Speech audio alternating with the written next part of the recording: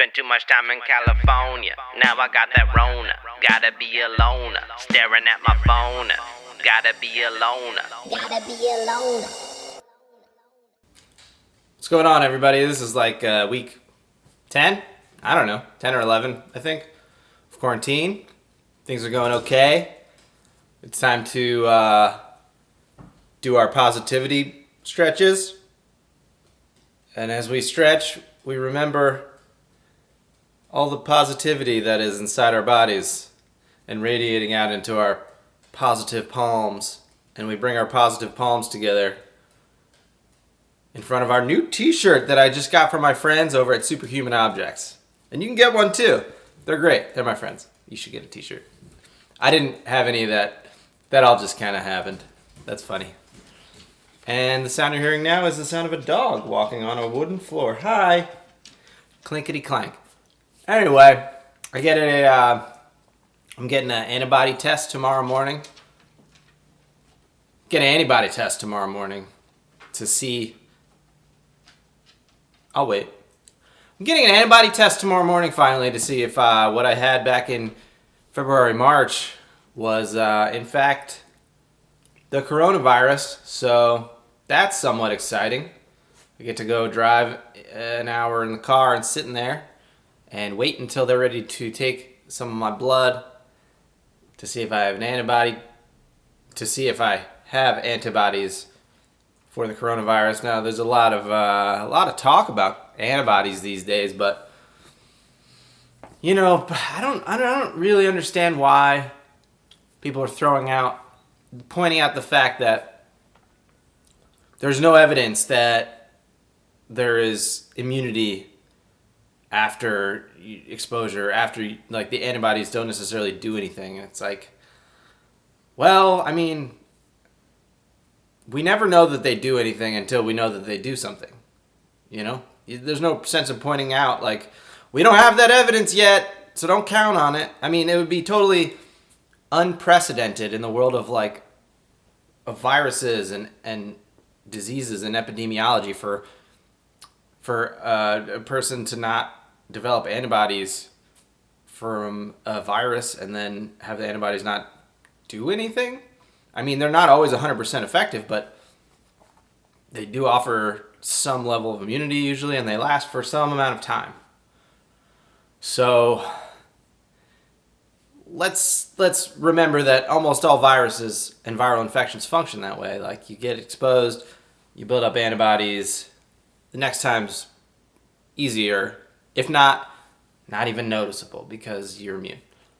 I'm not saying you're going to be immune 100%. I'm not saying any of that stuff. I'm just saying, like, why are we pointing out the fact that, you know, this evidence doesn't exist? Because it might very soon. And a lot of stuff is popping up now. There have been monkey studies where, you know, be it ethically or not, they try to infect monkeys that have antibodies, and they were unable to do so. There's evidence that llama antibodies may offer some protection. You can also grow antibodies. You could grow monoclonal antibodies in rabbits. Like, you can get people, you know, maybe after my test, if it comes back positive, and I have antibodies, I might be able to donate antibodies to people that are actually sick. There are a lot of options with antibodies. So I don't know why people dove into this, like, there's no evidence yet. Or there's no evidence, because there's never any evidence until there is evidence. Because that's how facts work. That's how science works.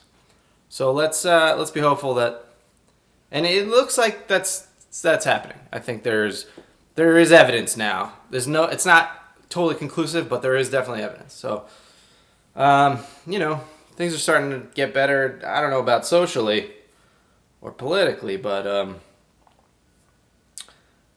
you know, medically, things will continue to get better until this is an afterthought. I don't know that we'll recover in a social sense, at least not very quickly, not economically either, but medically, yeah, for sure. I just watched that movie Contagion last night for some reason. You know, we should be really thankful that this virus is actually not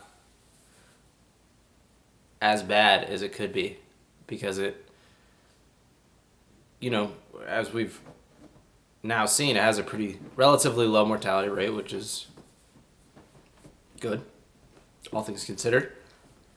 And it really highlights how unprepared we are as individuals and as a population. So I hope that this could be a learning experience and not just make it about me experience and people just trying to take this opportunity to pretend like they're suffering so badly because, they're stuck inside and they can't work their job. And it's not to say that those things aren't important, but there's actual real suffering in the world. And most of us have relatively great lives. So I like to remember that. For me, it's useful. Other people will just say, I know some people very, very well that will just say, well, I don't care about that. Like, it doesn't make my problems go away, and it doesn't. But perspective is important, and it's better that people are not dying and there aren't body bags and mass graves. Well, there are some in New York City, but anyway, that was delightful.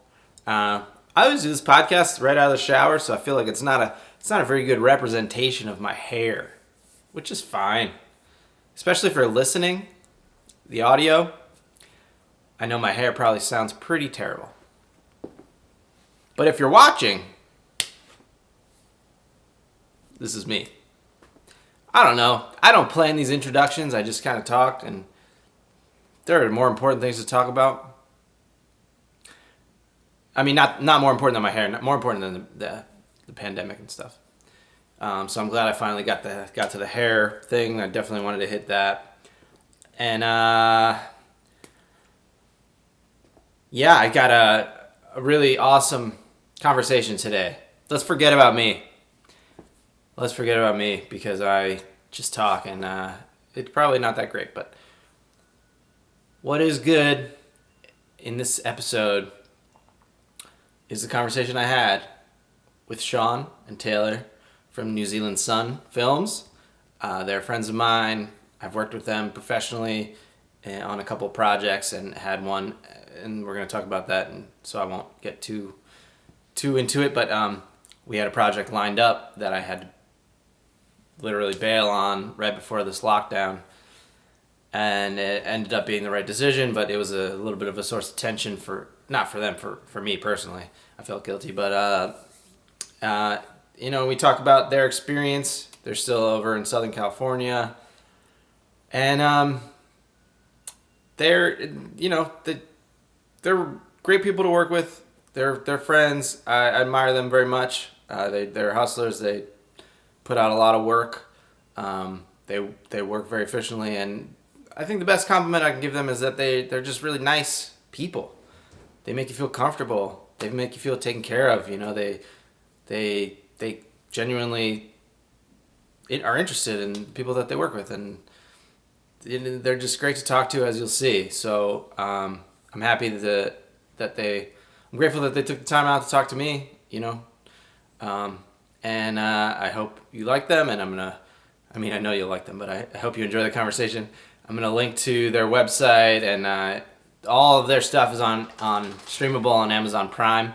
So definitely watch My Alien Girlfriend. I'm in that one. You'll see me, but all their other stuff as well. They've got a bunch of great projects. I think Sean says in the episode that they have 9, and maybe I know they have a new one, a Devil in a Dress. I think that's out, but I'm not 100% sure. I should have checked right before I did this. I know it was on its way out, but they've got other ones: Mojave Sisters, David and Olivia, American Bikini. Just a bunch of really cool projects. I know that I'll probably forget some if I try to name all of them, but go look them up. I'm gonna link to it, and they're all good. They're all really good. And if you want to see me again, watch My Alien Girlfriend, and that whole thing is great. So go check them out. Check out Superhuman Objects if you want some cool T-shirts. They're making cool stuff in the quarantine and selling it. And check out a conversation with Sean and Taylor from New Zealand Sun Films.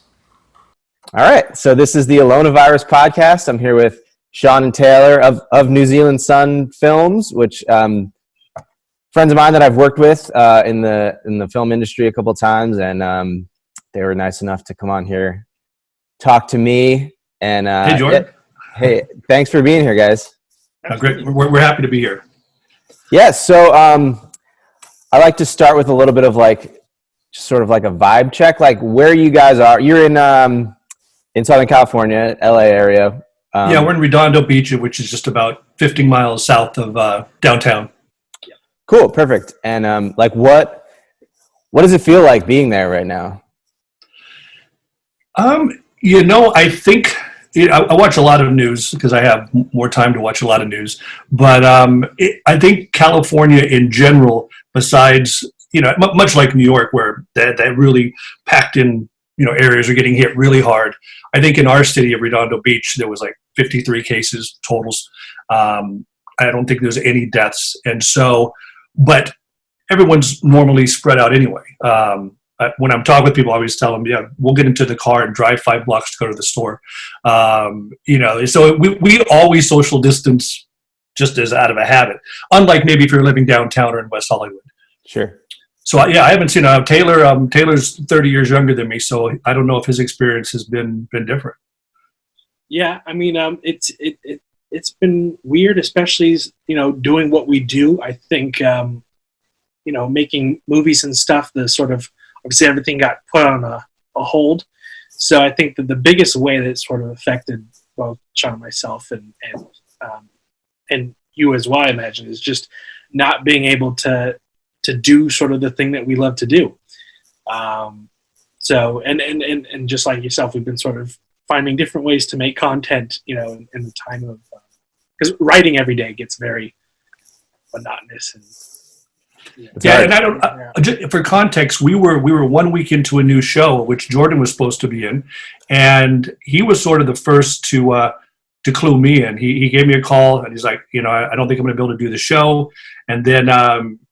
And I'm sure you had told me this before about what you have your degree in, but it's exactly what's going on. And you told me you're heading back east to lockdown, and you were the first one that said this may be going on for a while, where the public really wasn't getting that vibe at that point. Yeah, it's interesting talking to you guys about this now, because I remember I left LA on March 11th, and I kind of made a really quick decision to just be like, I was reading the news and there was sort of like a shift, and I was like, I gotta get out of here. Like the reason I'm here is for work, and I think the work's going to go away and I need to just kind of be with my family. And so I made this really quick decision, and I had a commitment to you guys. I had work, and I have an agency, and I had like a few commitments where I remember driving and feeling like this intense guilt. Like I'm just basically saying goodbye to this. And then I got to a motel that night, and I think I emailed you and a couple other people, and I was like, listen, I made this decision. It wasn't easy. I just had to kind of like put this thing first. And I think it's going to get pretty bad. But at that point, there was no real proof that it was going to get bad, or like this. I had this feeling like the country was going to shut down tomorrow, and I needed to race home. And that was kind of what was driving me. And I was just like, I'm really sorry, but I'm out. And then I kind of felt like a week later, I felt justified in my decision because everybody else kind of got the picture. But yeah, there was a really weird amount of time where I was just like, I can't believe I did that. I hope I did the right thing. Yeah, and I think we only got about another 4 days of shooting in before the Californians locked everything down. So you were dead on. Luckily, I mean, not luckily, but no, I'm sorry, I shouldn't have said that. But I at least I felt like that decision was validated. I think it's funny. We often try not to be selfish about things, and I think everyone now has had to not be selfish to a big extent, and just say, it may cost me my job. It may cost me, there's relationships that are failing because they're having to spend so much time together. But there's all sorts of things. I mean, everyone is, has had to sacrifice, even if you weren't affected directly by it. Sure. Yeah. Now, Taylor, though, Taylor really did well out of this whole thing. Okay. You got to tell your story. Oh yeah. So this is, and she'll think this is funny, me talking about this, but yeah, I've had like either a Bumble or Tinder account like off and on for probably the past year and a half since my last relationship ended. And I hadn't really met anyone that was just like, on the same sort of vibe. And my now girlfriend, who I met on Bumble like about a month ago now, I think she had it for 6 hours. and we met and connected and yeah, and we were both quarantined and both the two of us both live with at-risk people, and we're like, we've been I think there's just one night where it's like we got to go on a date, we got to go on a quarantine safe date, and so we both sort of safely broke quarantine to meet each other, but yeah, so one good thing came out of it. But yeah, that was definitely sort of like, what do we do? It's like, can't be away from each other, but we can't be with each other. So let's figure out how to do this as quickly as possible. Yeah, the thing that's interesting, though, is had there not been a quarantine, they may have met a day or two later and not had weeks and weeks of talking and actually getting to know each other first and build sort of a connection, as opposed to just going and having coffee sometime. Of which is sort of what Taylor would do a lot. He'd go meet someone for a couple hours, and that was it. Yeah, and usually you're talking to them like that day, and it's like, oh hey, let's go meet up for coffee tonight. You don't really get to build that sort of I guess intimacy before you actually meet. And then everyone has their guard up when they meet someone new in person for the same time. And by that time, I think the guard was way down. It's like, all right, I know exactly who you are. You know exactly who I am. So now let's just have fun. So that's cool. I mean, this is the first time I'm hearing the experience of dating in quarantine, and that's awesome. And I know that there's sort of some like memes going around, like, oh, now you have to go back to courting, like you can't meet for some amount of time, and that's. Yeah. I mean, there's some truth to it, right? Like you kind of became comfortable, like for however long you guys were texting or whatever, and then is a whole different experience, right? Yeah, no, definitely. I mean, yeah, there's only so many FaceTime dates you can have before it's like, all right, now we're just driving ourselves crazy. So, and it's funny how the questions from Sharon and me were like, it wasn't, what does she do? It was, how long has she been in quarantine for? So. Yeah, and then her family, her mom works in medical billing and that whole world. So her mom was super like, I don't know, it's like you gotta stay. He's not allowed in the house. We can wave to him from the driveway, but that's it. That was funny. Yeah. But yeah, we've been taking it pretty serious. I mean, literally almost since you left, we've just been doing our little part. And the reality is, it doesn't matter. We can't do what we normally do. So try to find creative ways, whether it's just writing, casting for things in the future. But we're pretty lucky compared to a lot of people. I mean, if you had a hair salon or a job where you only have a couple weeks buffer, maybe, this is devastating. Yeah, I definitely feel fortunate in that, like, I'm not working, but I'm able to be home with my family, and we're okay, for now. So, yeah, I feel you for that. So I guess you would know this better than I would. What legally you guys are not allowed to shoot? Is that correct? Yeah, I mean, I think just like any other business, we can't be on the streets. Now, I imagine we could be in someone's house and shooting somewhere, but for me, I'm not comfortable with the risk. Like I've been watching all of our actors on Instagram, and most of them have been locked down. But then every once in a while, I see like one just took a trip to another state and then came back after a few days. So for me, we're at least another 2, 3, 4 weeks out for that person before we can, use them.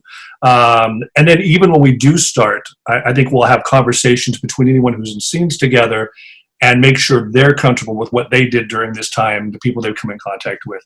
Because it really is going to be, I mean, even if we can, it'll be a very personal thing for each actor. Because, when you're acting, there's touching, there's kissing, there's fighting. And so there's physical contact.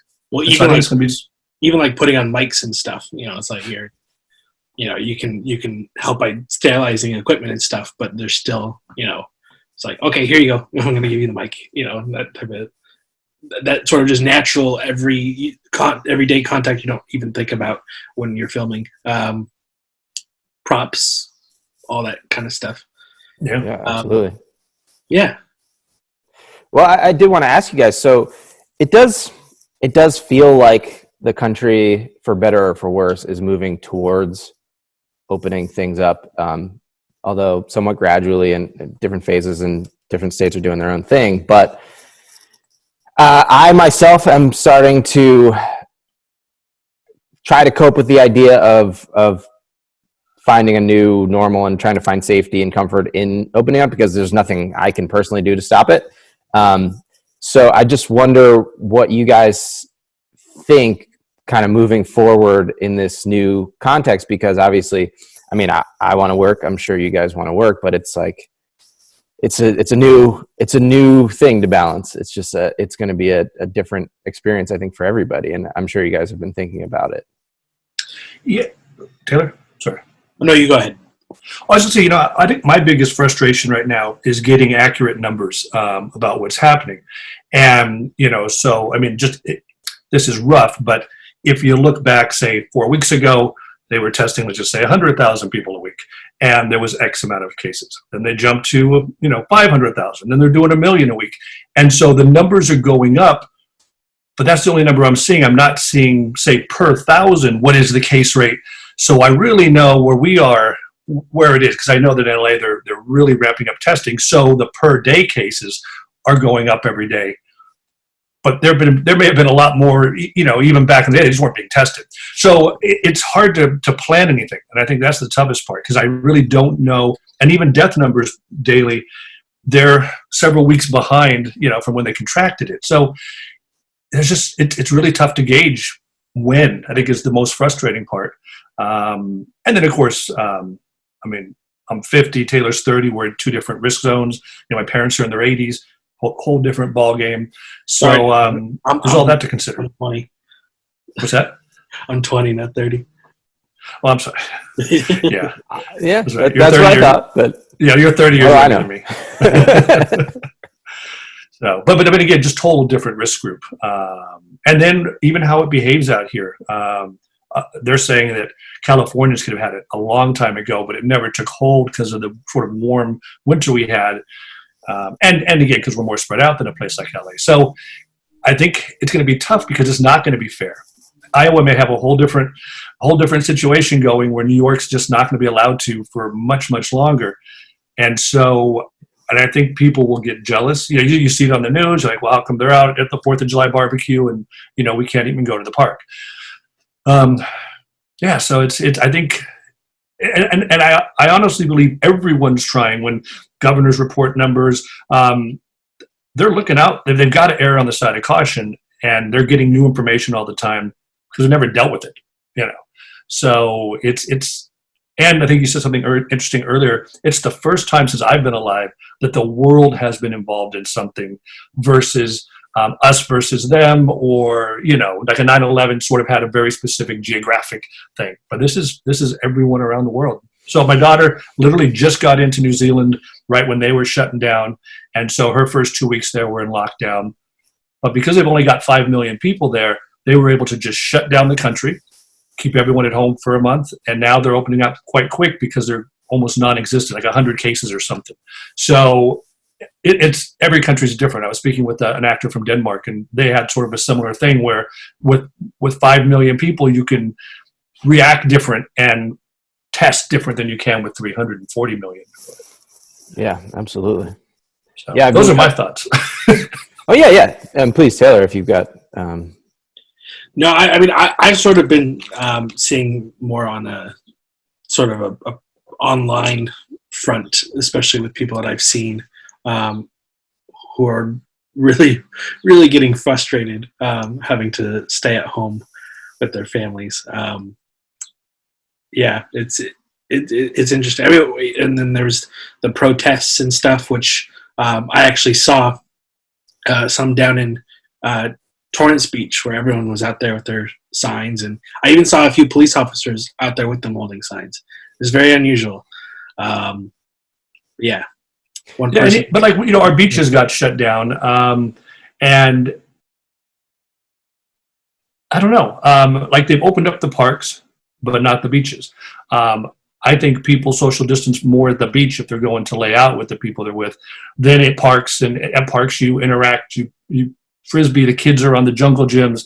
And then I think there's always the idiot factor where in any situation, you'll see the footage and the majority of people on the beach are all sort of sitting far apart. And then you got one group of people who just aren't, and they, of course, it's very obvious. And you sort of have to then shut it down for everyone because, you know, like if, you know, Taylor and I, we go on walks and stuff, but, you know, it's the other thing that's different is like you're walking down the street and you see someone coming and there's that moment and they're like, okay, which one of us is going to cross the street? Which it's a weird thing. Or in a grocery aisle, same sort of thing. Like you see someone and there's just this, all right, maybe I should just turn and go the other way so everyone's feeling comfortable. Yeah, it's bizarre. It's a strange time. But I think now, do you think we're on the downside of it now? No, I don't. I think that we're going to act like we are as a country, but I definitely don't. So in public health, there are sort of a few tenets for epidemiology and like how you react and treat an epidemic, right? Like, and the first one is testing. The second one is finding your positive cases and quarantining them. And then the third is contact tracing. So you see who those positive cases are coming into contact with. And then you can isolate all those people. And then the virus just essentially has nowhere to go after a certain amount of time. And if I felt like I was under the impression that we were kind of do this shutdown thing so that we could get a handle on building that infrastructure and setting those things up so that we could reopen and we would have more control over the situation. But it just doesn't seem like that this time was used effectively. So we flattened the curve, but if those elements are not in place as we start to reopen, it's just going to be explosive again until it has nowhere to go on its own natural accord, which is not a good thing, you know. But so I think that we could ignore the fact that we didn't do those things and start to reopen because people are frustrated and want to work and do these things. And it's essentially just throwing a certain percentage of people to the wolves, I think, because this thing is super contagious. And though the mortality rate is low, thankfully, it's going to be everywhere. Yeah. And then there's the flip side of the people who it's affecting their health in other ways because they're not getting treated. We have a friend who's a plastic surgeon, and we were texting last night, and he said he usually does about one amputation a month. He goes, I'm doing one or two a day now. He goes, it's shocking. Now most of these are older people with diabetes. They are not taking care of themselves. So they're not going to their doctors. And I think they're letting it get to a state beyond when they normally would just hop in the car and go get something looked at. Yeah. And then, so I think on that side, we got to figure out, how do we deal with that and just make sure people aren't, you got something you need to get checked. You feel comfortable to go into your doctor so it doesn't become life-threatening. So again, they're all huge problems that no one 2 months ago was thinking about. I know. So did you guys see that article or statement that came out of SAG a few days ago? Yeah, Connor had posted a thing about it, saying until there's a virus, until there's a vaccine. Yeah. I was wondering how, because I know you guys generally do non-union projects, but I mean, SAG sort of sets a standard, I guess, in some ways. I don't know if you guys even pay attention or if it matters, but I was wondering how that. Go ahead. Yeah, I mean, they're like a governor as well. Like they've got to err on the side of caution, and so I'm sure that and they're actually a perfect example because so many people in SAG don't work, And so many people in SAG do restaurant jobs and other jobs to help pay the rent. It's really a double hit for them. I mean, I could just imagine the frustration where you've lost your bartending job that supports you while you act in between gigs, and now they're saying we don't even know when. I mean, I think maybe they need to get smart. Maybe you film in New Zealand, and when they open up, or you film in places where they spend so much money on movies. The entire cast and crew goes to a location and has to isolate for 2 or 3 weeks before they can start shooting. They can fit that in the budget, and just you live in that bubble, and everyone's tested, and people don't exit that bubble. That would be my thought, to be able to at least keep things going. But as soon as, it just takes one person to break that, and then in that sort of group, it could spread really quick. So I think they can do it. I don't even allow cell phones. It's like you can stay here. It's no, absolutely. I mean, they could. They would just have to also be the police to make sure that they'd have to be filming in locations where no one could get out. They can't go to the local bar at night and just contract something. But till there's a vaccine, that's worrisome. But yeah, I mean, we'll have to see how like Atlanta does and how Texas does here in the next few weeks. And we could see everything locking down real tight again, in the next couple of weeks, or not. I'm not knowledgeable enough to know. I'm just trying to stay real aware. Yeah, same. That's the best I can do. I certainly don't know what's going to happen, but I'm hoping for the best. But with knowledge, I mean, I'm sure everything you hear, you absorb in a different way than we do. I'm consuming a lot of information, and sometimes I feel like I don't know what to think at all. I'm just like looking through articles every single day, and it's depressing. And then sometimes there's something hopeful. But now, what's some of the stuff that you watch to cheer yourself back up? If any, like what shows and what things have you been watching to be the distraction? So that's funny you asked, because I was just recommending a podcast to some of my friends this morning. Are you familiar with the comedian Theo Von? Sure. Yes. Yeah. He does this podcast, and I think he puts it out once or twice a week. I think once a week now. And it's the only podcast that I laughed out loud a couple of times today.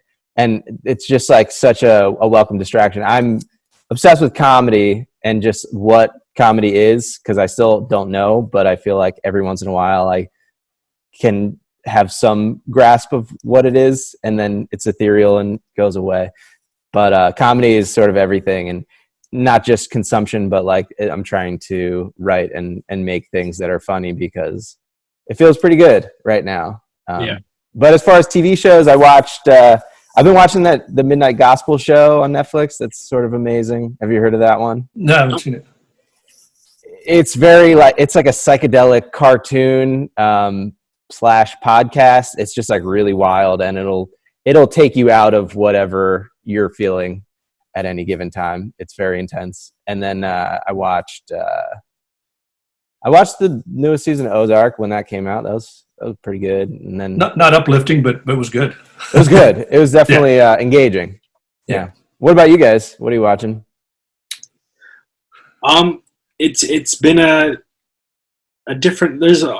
I've gone through all the Star Wars movies again, so I don't.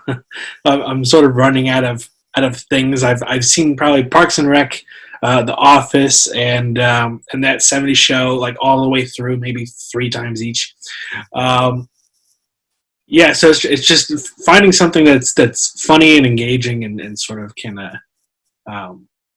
also at the same time sort of inspires some of the stuff that currently working on, just to stay motivated and stuff. So yeah, one thing we noticed, because I think we have 9 shows on right now, and of those 9 shows we can track and see what's doing well, and definitely the comedies have been doing better than anything else. Where the other ones are going down, the comedies are going up, and I think it's just for that exact reason. It's mindless, it's fun, it's just entertainment, and people are looking just for that release of not thinking about everything else.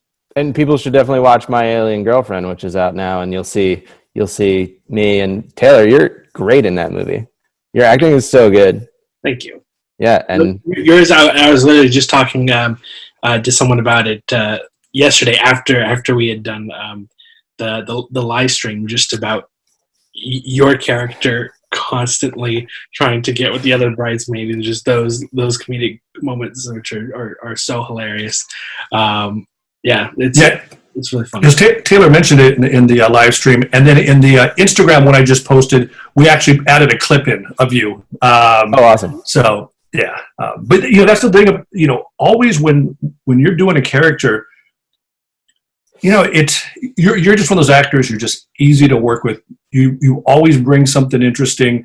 You don't have to tell you anything. You just read it and you bring it, and it's always right, which makes it really easy. Then and Ken's similar in that way, where you just sort of let them go do their things, and they bring it. So this isn't going too long, and you get back to LA, or we come your way and make something out there when this is all. Well, I do have a fantastic country location if you guys ever need to come here. I'm just out in the woods with nobody. I ran into a bear the other day. Wow. Really? Yeah. I mean, not like physically ran into it, but like ran past it, and it was just staring, and it was kind of scary. But this is the real deal country out here. So how many people have you been in contact with? Are you literally one?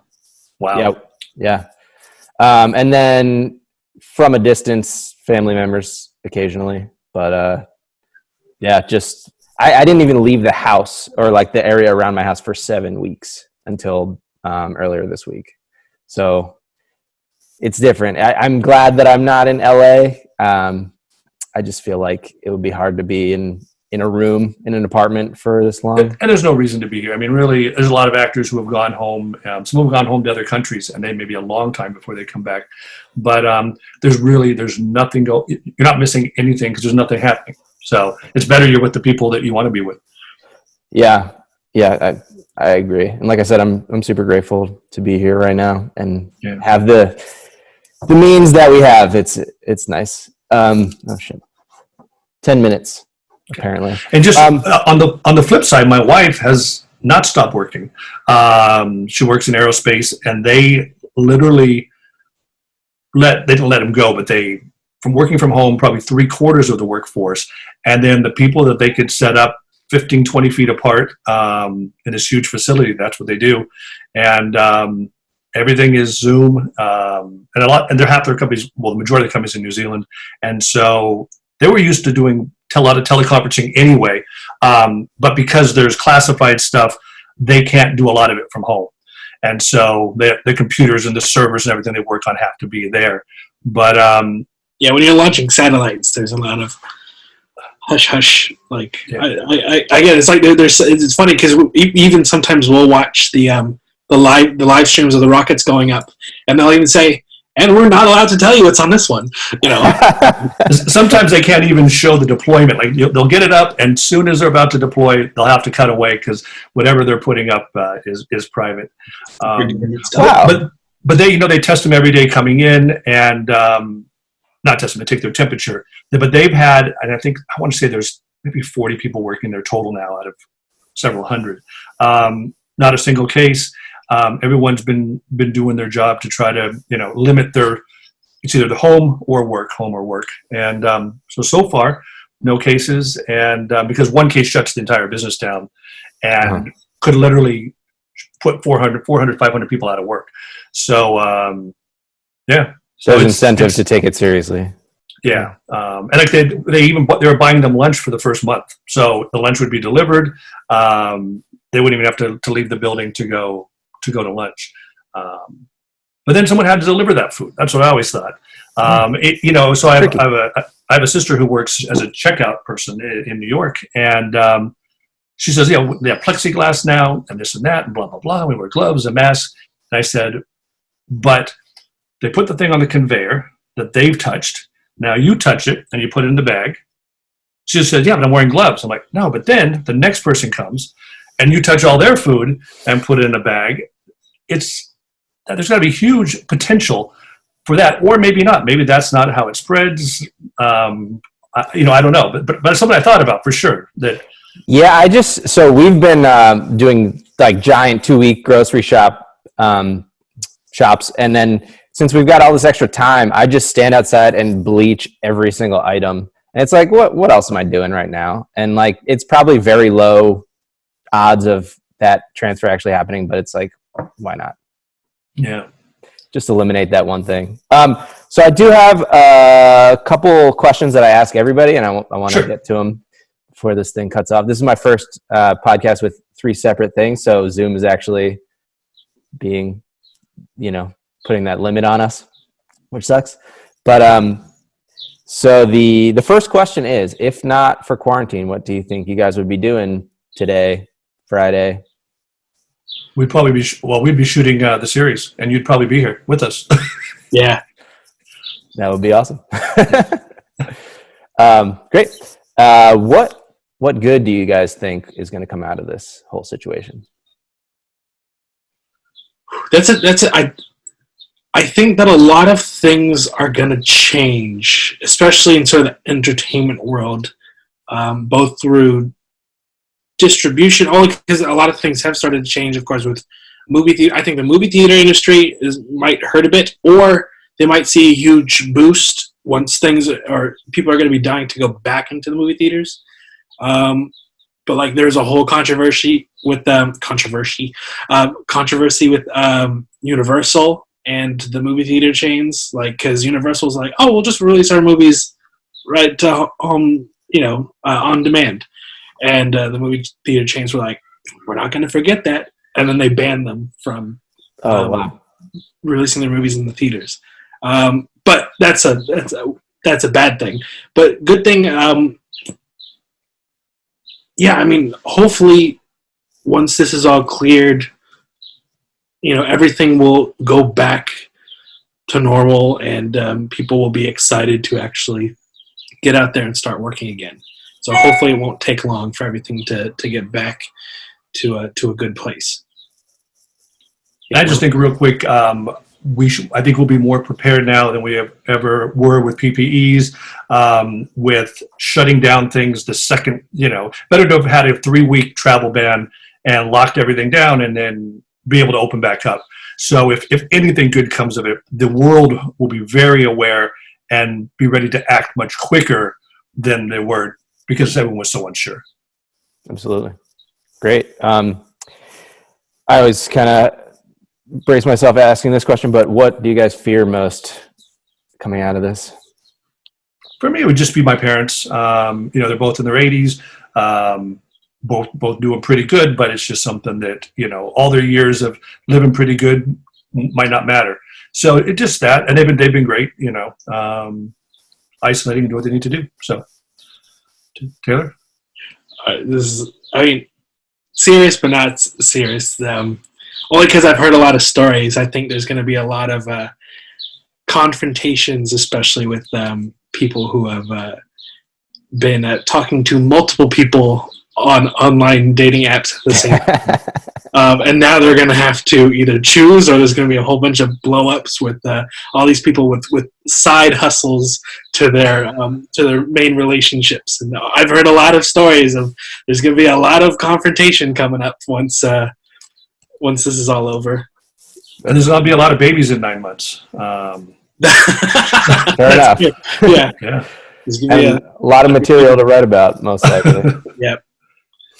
And then, so the last question is, let me think how I want to ask it. Are you guys kind of like banging your heads against the wall at this point, or do you think you're ready to just cruise as long as possible? I mean, for me, I feel lucky because we're healthy, and I know this will go away and life will get on. So I'm personally lucky that it hasn't affected anyone in our family that we know of, and hopefully it stays that way. Yeah, I mean, the biggest thing I think I feel, more than sort of I'm very anxious to get back to work. There's also a level of guilt. I think I feel of not working. There's just that weird thing of I know I should be doing this, but I can't right now. That. But also, it's sort of a testament to, okay, I know what I want to be doing, and I know that I'm doing the thing that I want to be doing, because I can't do it right now, and it's very frustrating. So yeah. Great.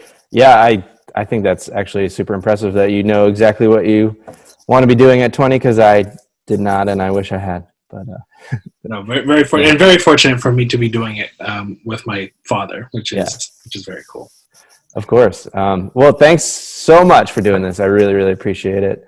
Absolutely. And Taylor. Yeah, no, thanks, Jordan, and be safe. And sooner or later, we'll see you, and I'll get back to work. And these will be the days we talk about. That's right. Spent too much time in California. Now I'm in Pennsylvania.